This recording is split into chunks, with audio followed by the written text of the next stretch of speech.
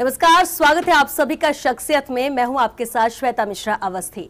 आज हम आपको बेहद खास मेहमान से मिलवाने जा रहे हैं। इनके बारे में अब क्या कहें। मिर्जापुर नाम सुनते ही सबके जहन में वो सीरीज आ जाती है, जिसके बाद 1 के बाद 2 का इंतजार भी रहता है।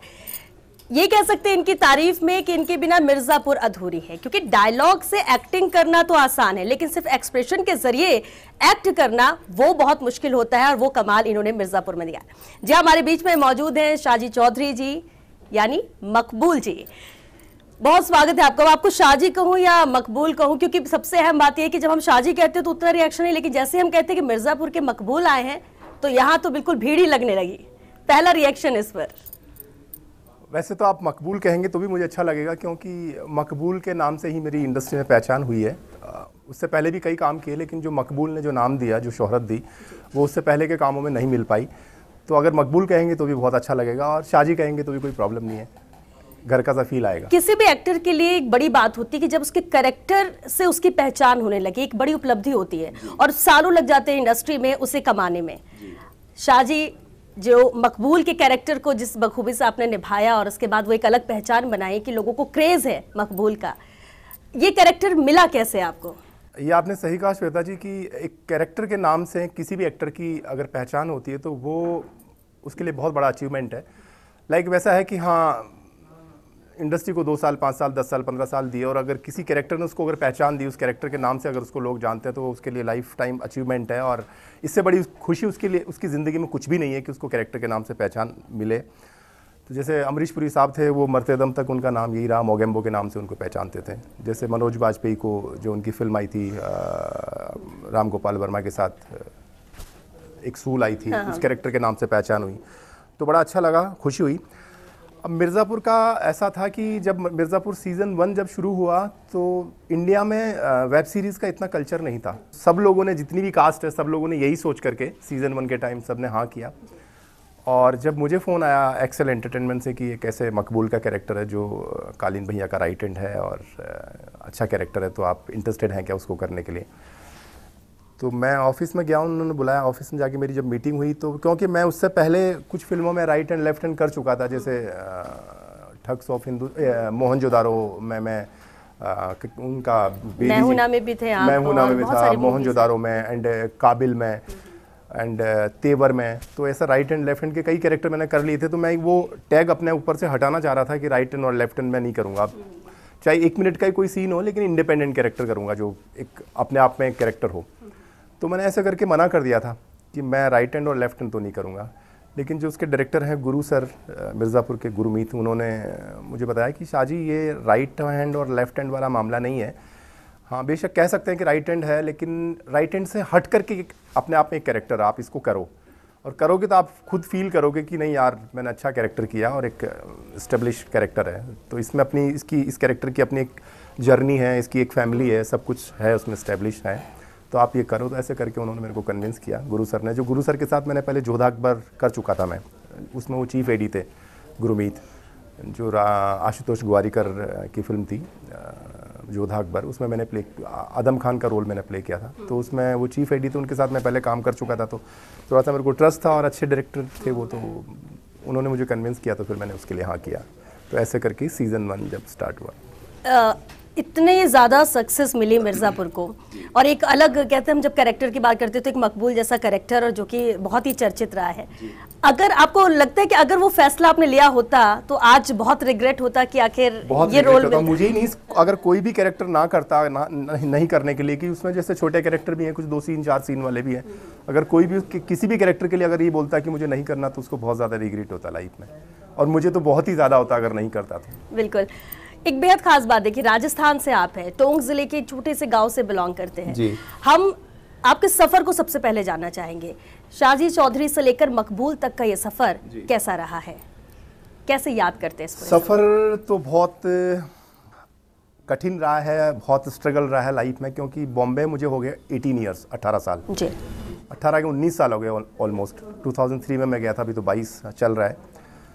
तो मेरा टोंक डिस्ट्रिक्ट में मेरा जन्म हुआ, अपने गांव जो डोडवाड़ी मेरा गांव है, वहाँ मेरा जन्म हुआ, और 6-7 क्लास में मैं जयपुर आ गया, बड़े भैया यहाँ रहते थे।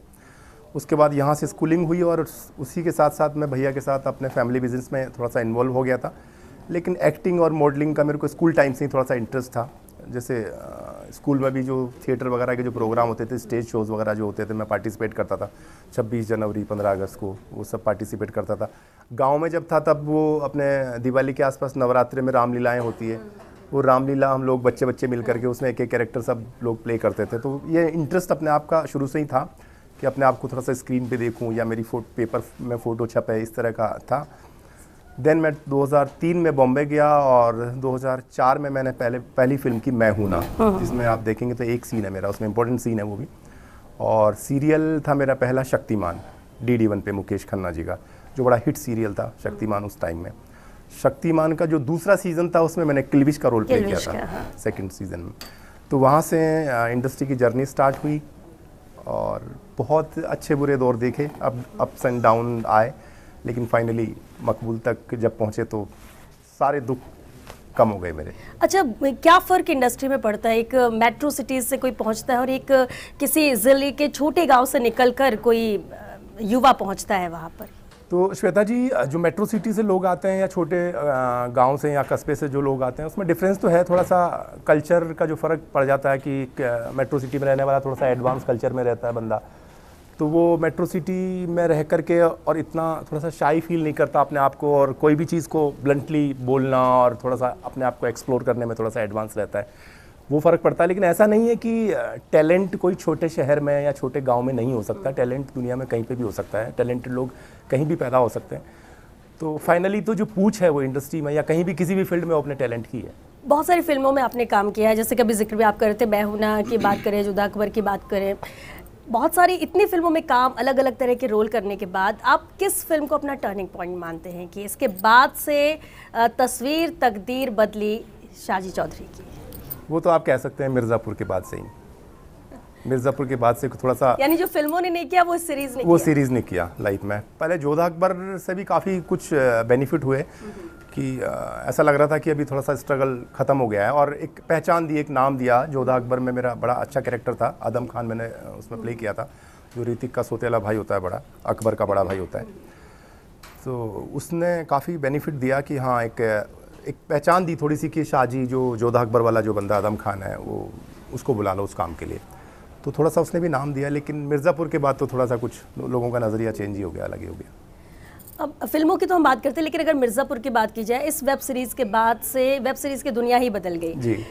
भविष्य कैसा देखते हैं आप? क्योंकि अब तो हर चीज़ जो आता है तो लोग अब इंतज़ार करते हैं, खासतौर से इस लॉकडाउन के बाद से भी एक आदत में शुमार हो गया है जी। क्या बड़ा बदलाव आप देखते हैं पहले और अब में? वेब सीरीज़ के बाद सबसे बड़ा बदलाव तो ये है कि टैलेंट की कदर हुई है। पहले तो खाली ये था कि स्टारडम, हाँ, कि फिल्में आ रही है तो बड़े स्टार्स की फिल्में चल रही है कि 200 करोड़ 300 करोड़, वो स्टार्स के नाम से ही बिक रही है। फिल्म अच्छी है नहीं है मायने नहीं रखता, लेकिन एक बड़े स्टार की फिल्म तो लोग जाते ही हैं देखने। अभी वेब सीरीज़ के बाद ऐसा हो गया कि जब मोबाइल में आपके सीरीज़ देख रहे हैं या फिल्म देख रहे हैं, OTT प्लेटफॉर्म जब से आया है, तो अगर कंटेंट अगर स्ट्रॉन्ग अच्छा नहीं है या स्टोरी अच्छी नहीं है फिल्म की, तो आदमी फटाक से राइट और लेफ्ट स्वैप करने में टाइम नहीं लगाता। उसको अगर अच्छा कंटेंट लगेगा, स्टोरी में दम लगेगा तो ही वो देखेगा। तो इसके बाद से ये हुआ कि टैलेंट की कदर हुई। जिन लोगों में टैलेंट है, जो अच्छे एक्टर हैं, उनको अच्छा काम मिला और उनको अच्छी एक अपॉर्चुनिटी मिली OTT के बाद, तो काफ़ी काम हो गया लोगों के लिए। बिल्कुल, यानी कि अब कोई स्टारडम, कोई बड़ा नाम नहीं, अब तो सिर्फ टैलेंट है, एक्टिंग है, जो पसंद आएगा OTT के बाद ऐसा हो गया कि अब ये आप अगर अच्छा काम करोगे तो आपको काम मिलेगा और आपको लोग आपकी तारीफ करेंगे, और आपको प्लेटफॉर्म भी बहुत ज्यादा मिले। पहले तो सिर्फ फिल्में थी जी। और अब कह सकते हैं आपको प्लेटफॉर्म बहुत सारे मिल गए कि आप मूवीज में आ सकते हो, छोटी छोटी शॉर्ट स्टोरीज भी आ रही है। बहुत बड़ा बदलाव हुआ और बहुत अच्छा हुआ है। बिल्कुल, ये बहुत अच्छा हुआ है। अब हम मिर्ज़ापुर की जब बात करते हैं, मिर्ज़ापुर का सीजन 1 सीजन 2 दोनों आया, आपके बेस्ट मोमेंट आप कौन से हैं इसमें, या इस शूट के दौरान की है कोई बहुत बेहतरीन चीज़ जो हमारे दर्शकों के साथ आप साझा करना चाहें? मिर्ज़ापुर का तो एक एक सीन ऐसा था कि हम लोग जब शूट करते थे तो वहाँ भी बहुत बार हंस पड़ते थे। और मतलब एक एक मोमेंट में कौन सी मोमेंट ऐसी है जो शेयर करूं, मतलब पूरी सीरीज़ ये मैं बता सकता हूं, आपको शेयर कर सकता हूं कि वो तो एक एक सीन ही बड़ा इंटरेस्टिंग रहा है। और सारी टीम ऐसी एकदम फैमिली की जैसी हो गई थी, मिर्ज़ापुर की सारी टीम। मज़ा आता था सबको काम करके, ऐसा लग रहा था कि हाँ, पूरी फैमिली एक जगह मिल गई वो सारी। तो हर मोमेंट याद मेमोरेबल है उसका, तो मैं आपको क्या बताऊँ। लेकिन एक उसमें सीन था, आपने सीज़न 2 देखा है मिर्ज़ापुर का? उसमें एक सीन था क्लिनिक वाला, वो थोड़ा सा हमारे लिए बड़ा टफ रहा, कालीन भैया के और मेरे लिए। उसमें बहुत लोग बहुत हंसे हम लोग, वो बहुत उसके बहुत रिहर्सल हुए। एक तो वो सीन था और एक था ललित का और मेरा, दिव्येंदु का, कालीन भैया का एंड बाबूजी का। जब दिव्येंदु को गोली वोली लग जाती है तो वहाँ कुछ ऐसी लाइंस थी तो वो बहुत हंसी आ जाती थी बार बार, तो उसकी वजह से बहुत सारे रीटेक हुए, लेकिन बहुत मजा आया उन दोनों सीन्स में। अच्छा, रीटेक मुझे लगता है कि एक्टिंग में कुछ गड़बड़ी की वजह से नहीं, ज्यादातर कि आपको ऐसे डायलॉग्स थे कि हंसी, आप अपनी हंसी में खुद ऐसी थी और वो परफॉर्मेंस उन्होंने इतनी अच्छी कर दी कि वो लाइन सुनकर के हंसी आ जाती थी किसी न किसी को, तो उसकी वजह से रीटेक हो जाते थे कई बार। आपका किरदार नेगेटिव इसमें रहा है और ज्यादातर अभी तक होता था ऐसे कि पॉजिटिव रोल, हीरो, हर किसी को लगता था कि हम हीरो नजर आए या पॉजिटिव किरदार हो। आपका नेगेटिव किरदार रहा है ज्यादातर, हम फिल्मों की भी बात कर ले या कुछ। इस नेगेटिव किरदार को प्यार कितना दर्शकों का मिला? वैसे श्वेता जी देखा जाए तो मिर्जापुर का जो कैरेक्टर है मकबूल का, वो कैरेक्टर नेगेटिव नहीं है, वो कैरेक्टर पॉजिटिव है।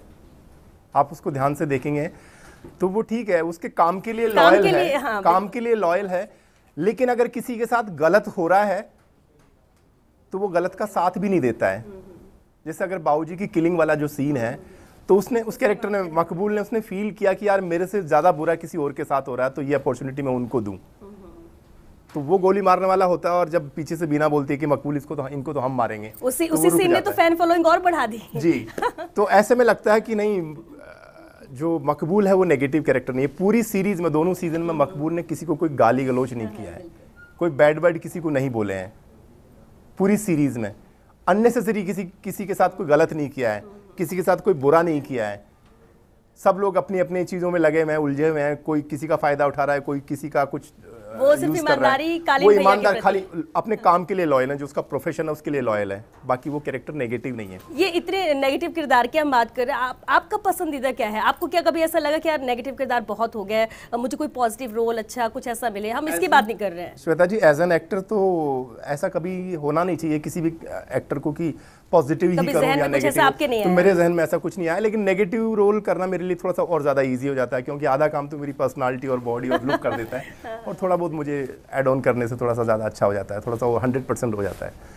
अभी क्योंकि हमारे दर्शक आपको देख भी रहे हैं और बहुत सारी चीज़ें आपके बारे में और जानना भी चाहते हैं, इसलिए हम ये चर्चा भी आगे जारी रखेंगे, बातचीत और भी करेंगे। मकबूल यानी शाजी चौधरी साहब बने रहिए हमारे साथ। फिलहाल रुकेंगे एक छोटे से ब्रेक के लिए, जल्द लौटेंगे इस ब्रेक के बाद।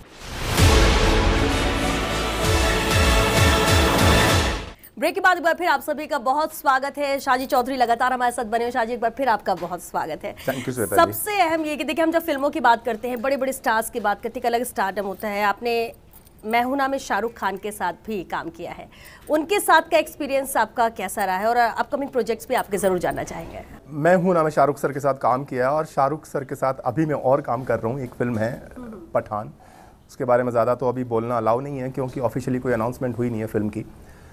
बट 2004 में हम लोगों ने मैं हूं ना की और उसके बाद कट्टू 2021 में पठान, यानी ऑलमोस्ट कितना 17 साल बाद शाहरुख सर के साथ मैंने काम किया। लेकिन वो कैसे कमाल के अमेजिंग पर्सन है, 17 साल बाद भी मुझे उन्होंने रिकलेक्ट कर लिया और इमीडिएट बता दिया कि यार शाहजी तुम मैं हूं ना में भी थे, जबकि एक सीन है मेरा वो, लेकिन है उनके साथ ही। जी। उस सीन में मैं हूँ, शाहरुख सर हैं और सुष्मिता मैम है। तो उन्होंने फटाक से बता दिया कि वो जो साड़ी वाला, जो उसमें मैं गोली मारता हूँ और तुम्हारा नी पे गोली लगती है, तुम गिरते हो, वो वाला सीन उसमें थे। तो बहुत ही अमेजिंग है, मेमोरी उनकी कमाल की है और एज ए पर्सन तो वो हैं ही, एज एन एक्टर तो उन्होंने दिखाई दिया, प्रूफ कर ही दिया पूरी दुनिया को। तो बहुत ही कमाल के हैं और पठान में मैं शूट कर रहा हूँ उनके साथ, लास्ट ईयर 1 साल से शूट कर रहा हूँ। बहुत डाउन टू अर्थ हैं, बहुत कूल हैं, बहुत बड़े स्टार हैं वो, सच में दिल से बहुत बड़े स्टार हैं। जो नाम है उनका किंग खान, वो सच में किंग खान है। जब आएंगे तो सब लोगों से इतना प्यार से मिलना, जाएंगे तो सबसे मिल के जाना और एक एक सीन को मतलब अगर 20-20 बार भी उनसे रीटेक कराओ तो वो कभी इरिटेट नहीं होते और वो अपना बेस्ट देना ही चाहते हैं हमेशा। हमेशा उनको लगता ही रहता है कि नहीं मैं इससे और अच्छा करूंगा, मैं और इनसे और अच्छा करूंगा। तो बहुत कुछ सीखा जा सकता है, मतलब एक तरह से। अगर इस 17 साल का जो डिफरेंस आया मैं हूं ना से, अब अगर हम पठान की बात कर रहे हैं तो आपको उनके बिहेवियर, नेचर, उनकी एक्टिंग, उनकी पर्सनालिटी, कोई फर्क आपको नहीं लगा? आपको लगा कि वही शाहरुख हैं जो हमने 17 साल? क्या ना, मैं हूं ना में मेरा ज्यादा काम नहीं था, मेरा 2-3 दिन का ही शूट था उनके साथ। तो 2-3 दिन में उतना पता नहीं चलता क्योंकि कट टू कट आप सेट पे आया और अपना सीन किया और चले गए। छोटा सा सीन था, ज्यादा बड़ा भी नहीं था वो। तो उसमें मैं उतना उनको पहचान नहीं पाया, मुझे उतना रीड करने का, देखने का मौका मिला नहीं। लेकिन अभी तो मैं पूरा 1 साल से हर महीने में 1-2 दिन यानी 3 हम दिन इतना शूट मतलब होता है। पठान में शाहजी हम ज्यादा देख सकेंगे, ज्यादा वक्त हमें उस मूवी में नजर आएंगे जी, आप। वो तो अब ये आपने एक एटलीस्ट फिल्म आने के बाद और रिलीज के बाद ही पता लगेगा। कई बार क्या है, फिल्म बड़ी हो जाती है तो कोई सीन्स कट भी जाते हैं, तो मैं पहले तो कुछ नहीं कह पाऊंगा, लेकिन हाँ आप देखेंगे। और अपकमिंग प्रोजेक्ट्स में जैसे पठान है, फिर एक फिल्म है बगावत है, एक और फिल्म है रोमियो है, गुड्डू धनोमा उसके डायरेक्टर हैं, जिन्होंने बिच्छू वगैरह बनाई थी पहले, भगत सिंह बिच्छू, वो डायरेक्टर हैं। फिर 2-3 वेब सीरीज़ हैं, उसमें एक है उधमगढ़, एक है कलवा, और अभी 1-2 प्रोजेक्ट और नए शुरू हो रहे हैं मार्च से। एक फिल्म है हरि ओम हरि एंड एक वेब सीरीज़ जो पाइपलाइन है। ये सब अपकमिंग प्रोजेक्ट्स तो बहुत सारे हैं, यानी कि बिजी आप हैं भी और रहने भी वाले।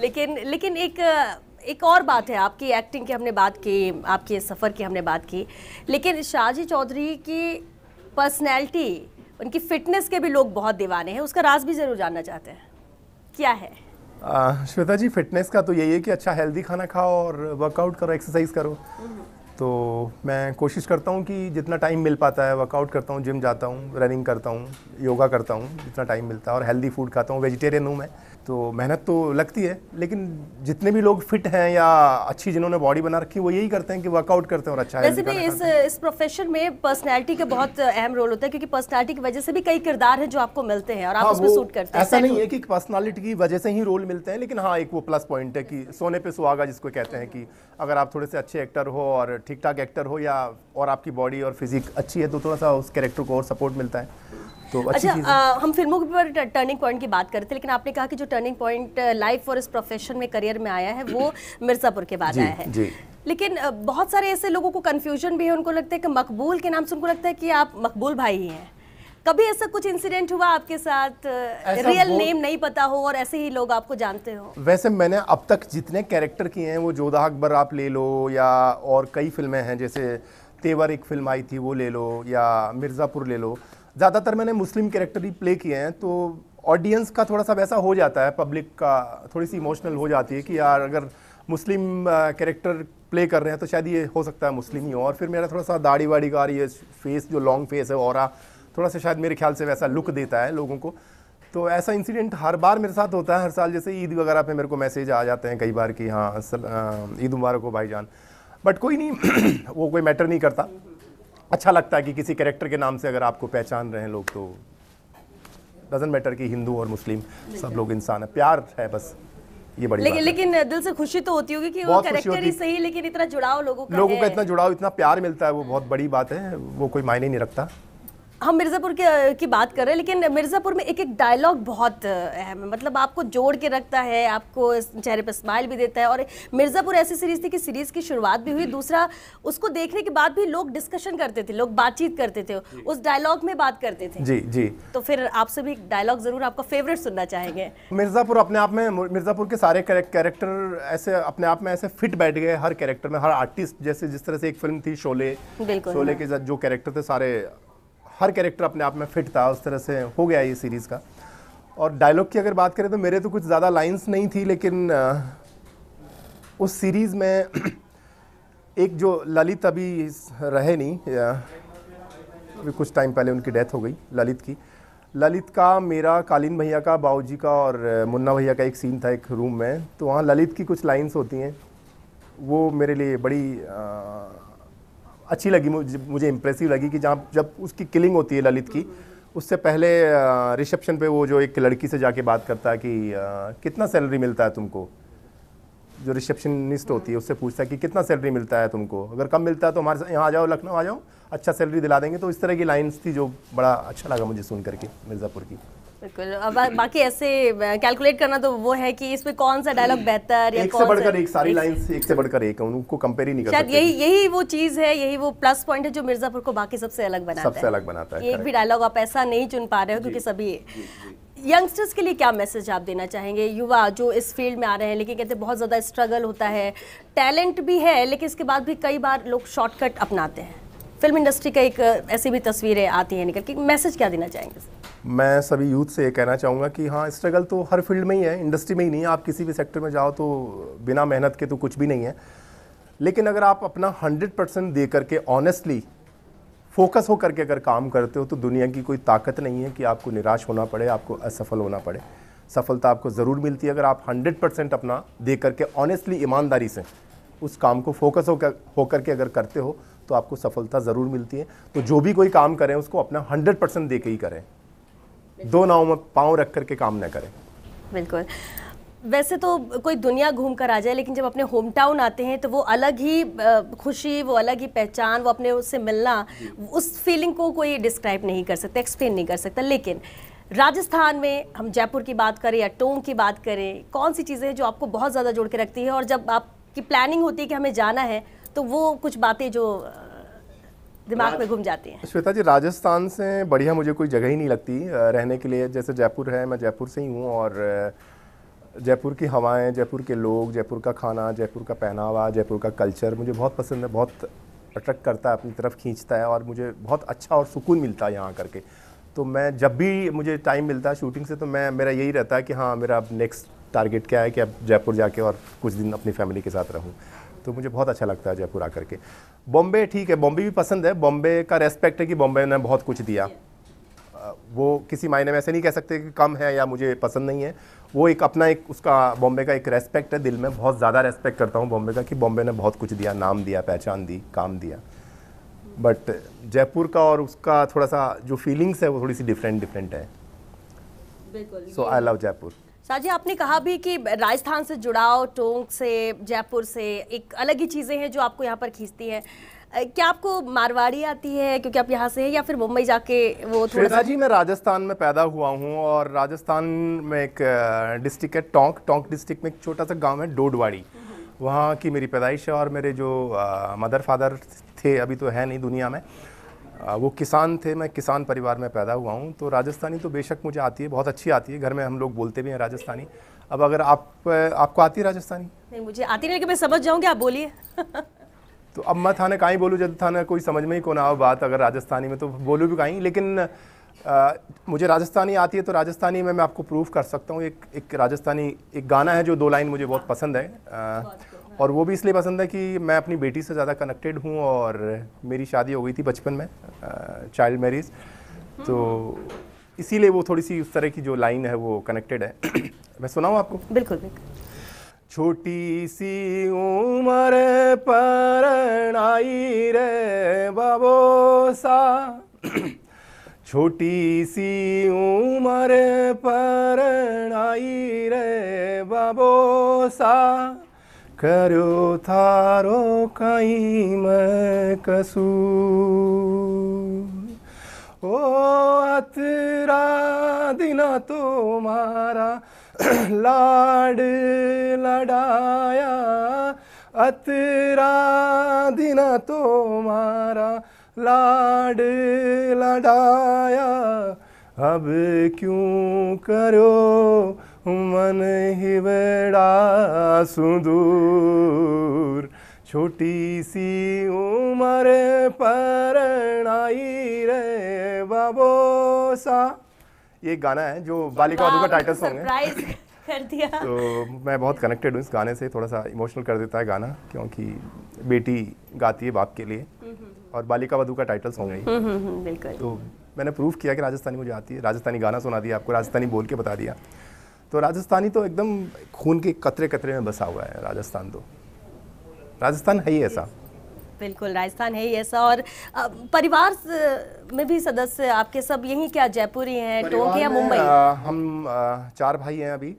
तो 2 भाई मेरे गांव में हैं अभी भी, 2 भाई हम जयपुर में हैं, उनकी फैमिली यहाँ सब सेटल हैं और सब अपना अपना काम कर रहे हैं। गांव में मेरे जो 2 ब्रदर हैं वो खेतीबाड़ी, हमारा जाटों का काम जो है वो खेतीबाड़ी होता है। मदर फादर जो हैं किसान थे, तो वो खेतीबाड़ी संभालते हैं। 2 भाई हम यहाँ जयपुर में हैं। एक भाई मेरे मुझसे छोटा है, वो बिल्डर है, द्वारका प्रसाद उनका नाम है, वो बिल्डिंग लाइन में है, फ्लैट्स और विलास बना के बेचते हैं। तो ऐसे सब कोई अलग नहीं कर सकता राजस्थान से। एक जुड़ाव जो है और जो घर है, और जो जैसे कि आपने कहा कि रग रग में राजस्थान बसा हुआ है, तो वो यही प्यार है जो दर्शकों का भी है, न सिर्फ राजस्थान से बल्कि अब तो पूरे हिंदुस्तान और दुनिया से भी आपको मिल रहा है। बिल्कुल। Thank you. शाह जी, बहुत शुक्रिया आपका फर्स्ट इंडिया से बातचीत के लिए, क्योंकि बेहद अहम तो हमारे दर्शक भी ज़रूर जानना चाह रहे थे कि मकबूल, जिनका ज़्यादा डायलॉग नहीं है लेकिन उनकी प्रेजेंस, उनकी अपीयरेंस ऐसी है जो अलग ही इस मिर्ज़ापुर को बना रही है, और ऐसी शख्सियत से मिलना और उन्हें समझने का मौका भी मिला। बहुत शुक्रिया हमारे शो में आने के लिए। Thank you so much Shweta ji, बहुत बहुत शुक्रिया, बहुत बहुत धन्यवाद आपको और आपकी पूरी टीम को कि मुझे इस लायक समझा और यहाँ आपके सामने बैठने का मौका दिया। बहुत बहुत शुक्रिया। Thank you so much. Thank you. तो देखिए, आपने मकबूल से मुलाकात की है, और इतना ज़रूर है कि शाह जी के अभी बहुत सारे प्रोजेक्ट हैं जो सामने आ रहे हैं, यानी कि आने वाले वक्त में बहुत सारी फिल्में भी आपको देखने को मिलेगी। उनकी प्रेजेंस, उनकी एक्टिंग, उनके रोल को आप सराहेंगे, लेकिन इंतजार मिर्ज़ापुर 3 का है। और बातों बातों में जो उन्होंने कहा है कि मिर्ज़ापुर 3 की शूटिंग शुरू होने वाली है, तो जल्द शुरू होगी, जल्द आएगी, और फिर हम उम्मीद करते हैं कि हम फिर मुलाकात करेंगे। फिलहाल के लिए हमें दीजिए इजाज़त। नमस्कार।